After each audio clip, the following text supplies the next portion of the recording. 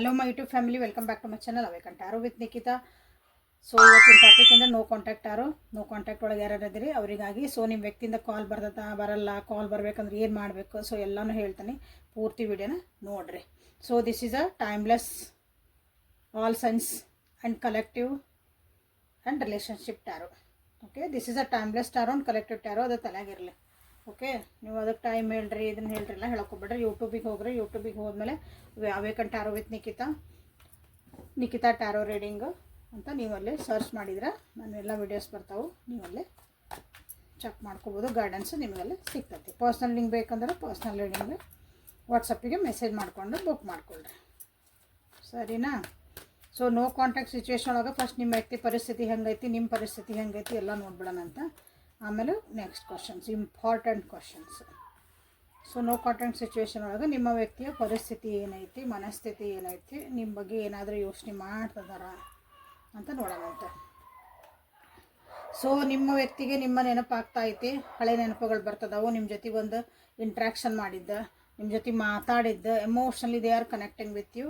But ಏನಾಗೈತಿ ಅಂದ್ರೆ ಅಲ್ಲಿ ನಿಮ್ಮ ನೋ ಕಾಂಟ್ಯಾಕ್ಟ್ ಒಳಗೆ ಅವ್ರ ಜೀವನದೊಳಗೆ ಸಡನ್ನಾಗಿ ಒಂದು ಲಾಸ್ ಆಗೈತಿ. ಅದರಿಂದ ಹೀರಪ್ ಆಗ್ತದಾರ ನಿಮ್ಮ ವ್ಯಕ್ತಿ. ನೋಡ್ರಿ, ಟವರ್ ಬಂದಿರೋದ್ರಿಂದ ಅಲ್ಲಿ ಸಡನ್ನಾಗಿ ಯಾರನ್ನೋ ಕಳ್ಕೊಂಡಿರ್ಬೋದು. ಅವರು ಏನೋ ಕಳ್ಕೊಂಡಿರ್ಬೋದು ಅಂದ್ರೆ ವಸ್ತು ಇರ್ಬೋದು, ಪರ್ಸನ್ ಇರ್ಬೋದು, ಒಂದು ಸಿಚುವೇಶನ್ ಇರ್ಬೋದು, ಜಾಬ್ ಇರ್ಬೋದು. ಸಡನ್ನಾಗಿ ಇದ್ದಕ್ಕಿದ್ದಂಗೆ ಅವರು ಅದನ್ನು ಒಂದು ಕಳ್ಕೊಂಡಾರ. ಅದರಿಂದ ಭಾಳ ದುಃಖ ಆಗೈತಿ, ಲಾಸ್ ಆಗೈತಿ ಜೀವನದಾಗ ಆ್ಯಕ್ಚುಲಿ ಅದನ್ನು.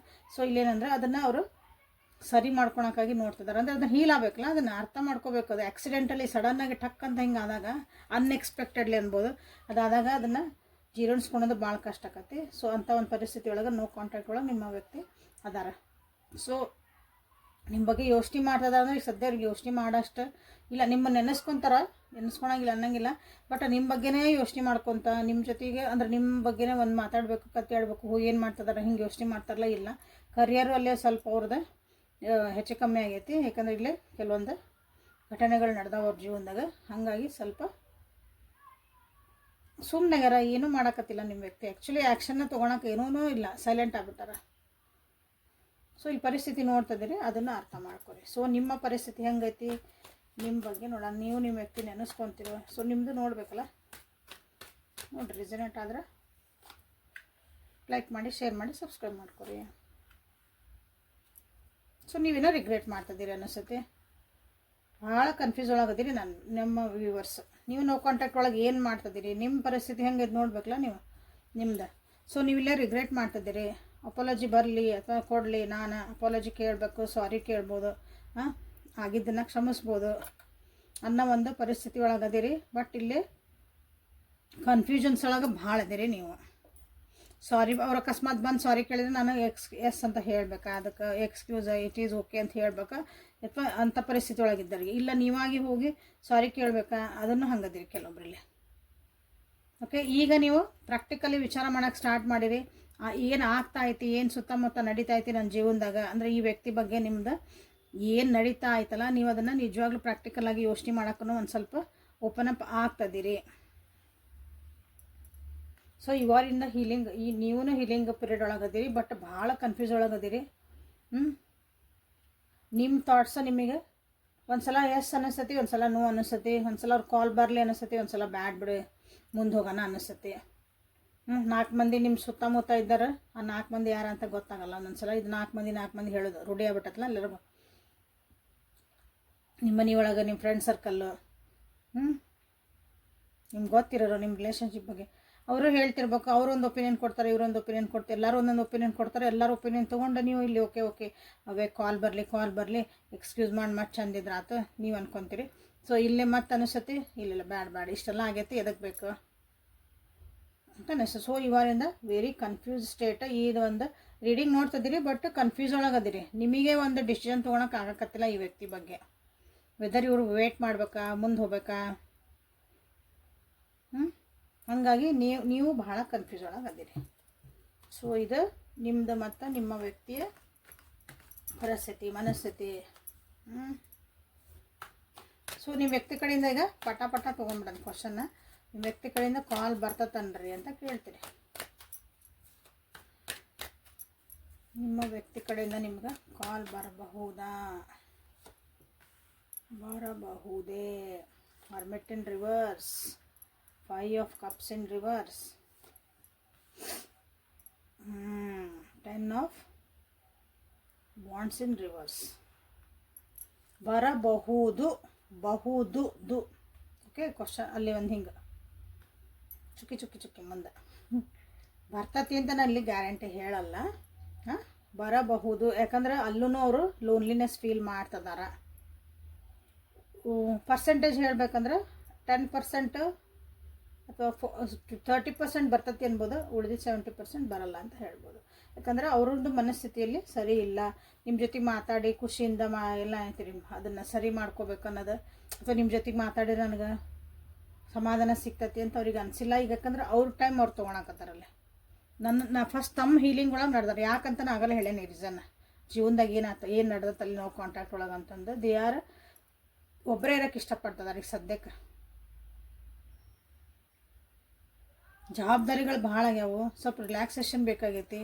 ಎಲ್ಲ ಕೆಲಸ ನಾನೇ ಮಾಡಬೇಕು ಅನ್ನೋ ಒಂದು ಅಂದ್ರೆ ಎಲ್ಲನೂ ನಾನೇ ನಿಭಾಯಿಸ್ಬೇಕು. ನನ್ನ ಜೀವನದಾಗ ಏನು ನಡೆಯಕತ್ತೈತಿ, ನಾನೇ ಒಬ್ಬರು ಆಗ್ಬಿಟ್ಟೇವಿ, ಎಲ್ಲನೂ ನಾನೇ ನಿಭಾಯಿಸ್ಬೇಕು ಅನ್ನೋದು ಒಂದು ಹಿಂಗೆ ತಲೆಯಾಗಿ ಬಂದೈತಲ್ಲ. ಹಾಗಾಗಿ ಇಲ್ಲಿ ಒಬ್ಬರೇ ಇರಬೇಕು ಅಂದ್ರೆ ಸೆನ್ಸ್, ಅದನ್ನು ಒಂದು ರಿಲ್ಯಾಕ್ಸೇಷನಿಗಾಗಿ ಇರಬೇಕಂದ್ರೆ ಒಂದು ಹೀಲಿಂಗ್ ಎನರ್ಜಿಗೆ ಇರಬೇಕು. ಅದು ಒಂದೊಂದು ಸಲ ಏನಾಕತ್ತಂದ್ರೆ ಪರಿಸ್ಥಿತಿಗಳು ಜೀವನದಾಗ ಏನೋ ಸಡನ್ನಾಗಿ ನಡೆದ್ಬಿಟ್ವು ಅಂದ್ರೆ ಯಾರ ಮುಂದೆ ಹೇಳಬಾರ್ದು, ಯಾರ ಮುಂದೆ ಮಾತಾಡಬಾರ್ದು, ಏನು ನಮ್ಮ ಪಾಡಿ ನಾವು ಇರಬೇಕು ಒಂದು ಸ್ವಲ್ಪ ದಿನ. ಹಂಗೆ ಒಂದು ಸಲ ಅನಿಸ್ತತಿ, ನಿಮಗೂ ಅನಿಸ್ತತಿ, ಎಲ್ಲರಿಗೂ ಅನಿಸ್ತತಿ, ಹೌದಾ? ಸೊ ಒಂದು ಪರಿಸ್ಥಿತಿ ಒಳಗೆ ಸೊ ಅದಕ್ಕೆ ಪರ್ಸೆಂಟೇಜ್ ಹೇಳೇನಿಲ್ಲ, ಓನ್ಲಿ ದ್ಯಾಟ್ ಪರ್ಸೆಂಟೇಜ್ ಇದೆ. 30% ನಿಮಗೆಲ್ಲ ಬರಬಹುದು, ಅದರ್ವೈಸ್ ಸಾಧ್ಯತೆಗಳು ಕಮ್ಮಿ.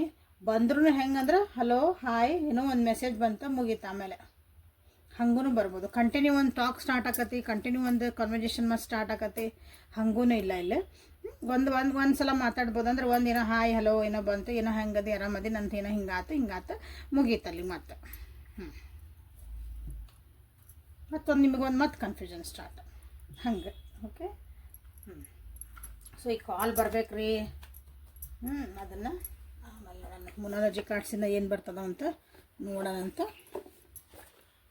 ನಿಮ್ಮ ನೀವು ಕಾಂಟ್ಯಾಕ್ಟ್ ಸಿಚುವೇಶನ್ ಒಳಗೆ ಲೈಕ್ ಮಾಡಿ, ಶೇರ್ ಮಾಡಿ, ಸಬ್ಸ್ಕ್ರೈಬ್ ಮಾಡಿ. ಇಲ್ಲಿ ಮಟ್ಟ ನೀವು ರೀಡಿಂಗ್ ನೋಡ್ತಿದ್ದೀರಿ ಅಂತಂದ್ರೆ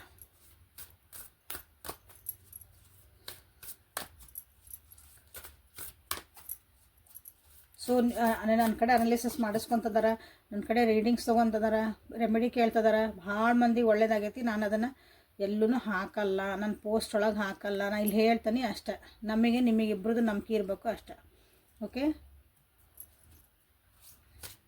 ಅದನ್ನು ಹಾಕಿ ಹಿಂಗೆ, ಯಾಕಂದ್ರೆ ಅವ್ರು ಪರ್ಸ್ನಲಾಗಿ ನಮಗೆ ಕೇಳ್ತಾರೆ. Let it be A personal.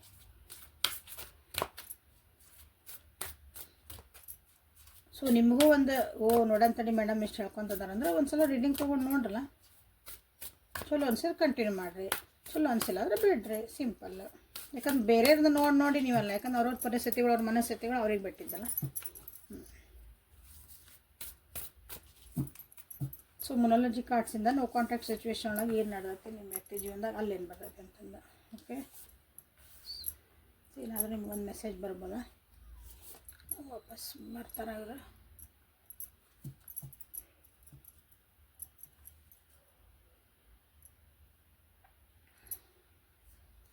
ನಿಮ್ಮ ಜೋಡಿ ಮಾತಾಡ್ತಾರೆ.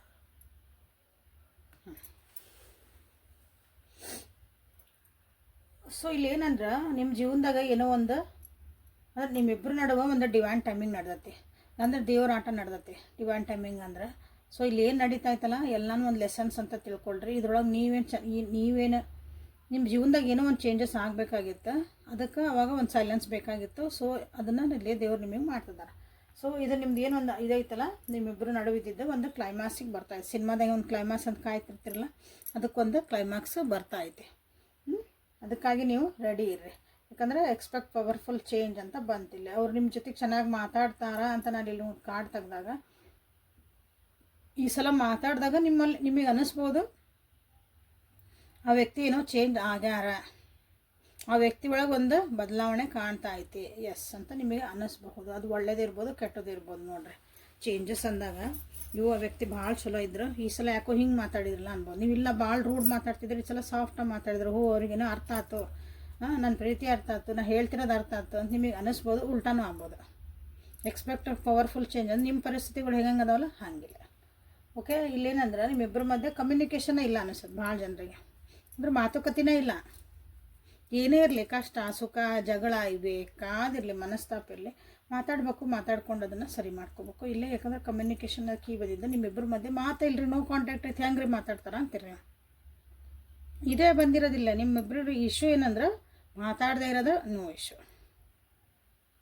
ಓಕೆ, ಸೊ ಬಟ್ ಅದು ರಿಸಾಲ್ವ್ ಆಗಕ್ಕೆ ಬಂದೈತಿ. ಅದು ವಾಪಸ್ಸು ನಿಮ್ಗೆ ಕಾಂಟ್ಯಾಕ್ಟ್ ಬರ್ತಾರೆ. ಆಮೇಲೆ ನೀವೇನು ಕೂತ್ಕೊಂಡು ಮಾತಾಡ್ಕೊರಿ, ಒಂದು ಟೈಮ್ ಬರ್ತೈತಿ. ದಯವಿಟ್ಟು ಆ ಟೈಮ್ಗೋಸ್ಕರ ನೀವು ಚೂರು ಕಾಯಿರಿ. ಟೈಮಿಂಗ್ ಒಂದು ತೆಗೆದುಬಿಡ್ತಾನೆ.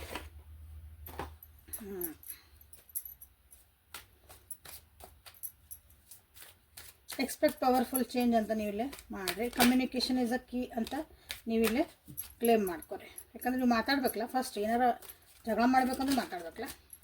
ನೀ ಯಾಕೆ ಹಿಂಗೆ ಮಾಡಿದಿ, ನೀ ಹಂಗೆ ಮಾಡಬಾರ್ದಾಗಿತ್ತು ಅಂತ ಹೇಳಕ್ಕಾರ ಅವ್ರಿಗೆ ಕಾಲ್ ಮಾಡಬೇಕು, ನೀವು ಮಾತಾಡ್ಬೇಕು ಫಸ್ಟ್. ಸೊ ಇದಕ್ಕೆ ಕಮ್ಯುನಿಕೇಷನ್ ಅಂತ ಇಲ್ಲೊಂದು ಕಮ್ಯುನಿಕೇಷನ್ ಅಂತ ನೀವಿಲ್ಲೇ ಇದನ್ನು ಮಾಡಿರಿ, ಕ್ಲೇಮ್ ಮಾಡ್ಕೊರಿ. ಸೊ ಯಾವಾಗ ಅವ್ರ ಕಡೆಯಿಂದ ನಿಮಗೊಂದು ಮೆಸೇಜು ಕಾಲು ಯಾರು ಎಕ್ಸ್ಪೆಕ್ಟ್ ಮಾಡ್ತಿದ್ದಿರಲ್ಲ,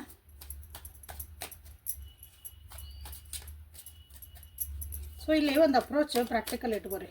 ಇಲ್ಲರಿ 10 ವರ್ಷ ಆತ್ರಿ ಮೇಡಮ್, ಏನು ಮಾಡೋಣ. ಓಕೆ, ನೋಡೋಣ, ಟ್ರೈ ಮಾಡೋಣ. ಅದಕ್ಕೂ ಒಂದು ಏನೋ ಹೇಳ್ತೀನಿ.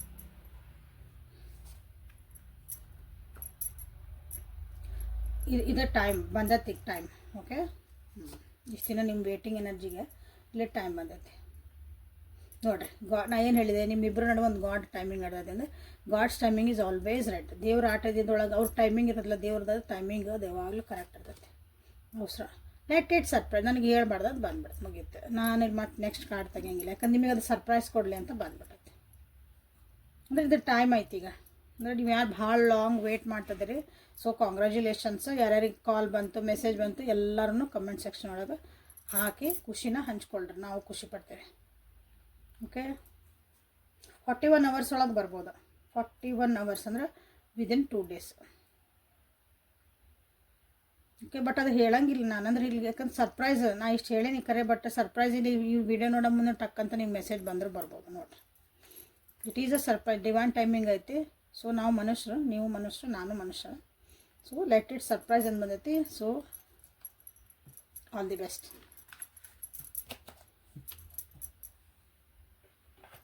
ಡಿವೈನ್ ಟೈಮಿಂಗ್ ಆಯ್ತು, ಎಲ್ಲ ಆಯ್ತು, ಖುಷಿ ಆಯ್ತು. ಎಲ್ಲರಿಗೂ ಆಲ್ ದಿ ಬೆಸ್ಟ್ ಹೇಳ್ತಾನೆ.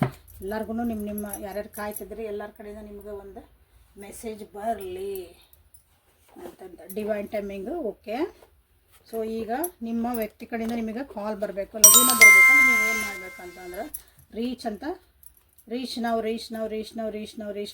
ಅಂತ ಹೇಳಕ್ಕೆ ಸ್ಟಾರ್ಟ್ ಮಾಡಿ. ರೀಚ್ REACH ನಾವು ಕ್ಲೇಮ್ ಮಾಡಿರಿ. ಅದನ್ನ ಕಮೆಂಟ್ ಬಾಕ್ಸ್ ಒಳಗೆ ರೀಚ್ ನಾವು ಅಂತಂದು ನೀವು